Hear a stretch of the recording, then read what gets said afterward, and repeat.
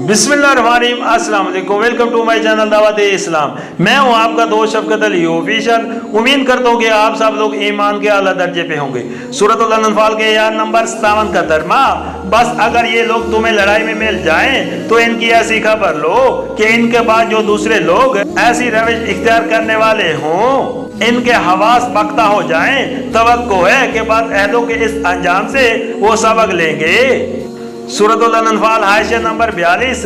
इसका मतलब ये है कि अगर किसी कौम से हमारा मुआहदा हो और फिर वो अपने मुआहदाना जिम्मेदारियों को बसे पस डाल कर हमारे खिलाफ किसी जंग में हिस्सा ले तो हम भी मुआहदे की इखलाकी जिम्मेदारियों से सब दोस्त हो जाएंगे और हमें हक होगा कि उससे जंग करें। नेज़ा अगर किसी कौम से हमारी लड़ाई हो रही हो और हम देखें कि दुश्मन के साथ एक ऐसी कौम के अफराद भी शरीक जंग हैं जिससे हमारा मुआहदा है, तो हम उनको कत्ल करने और उनसे दुश्मन का सा मामला करने में हरगिज़ कोई तामल न करेंगे, क्योंकि उन्होंने अपनी इनफरादी हैसियत में अपनी कौम के मुआहदे की खिलाफ वर्जी करके अपने आप को उसका मुस्तहिक नहीं रहने दिया है कि उनकी जानो माल के मामले में उस मुआहदे का एहतराम मालूज रखा जाए जो हमारे और उनकी कौम के दरमियान है।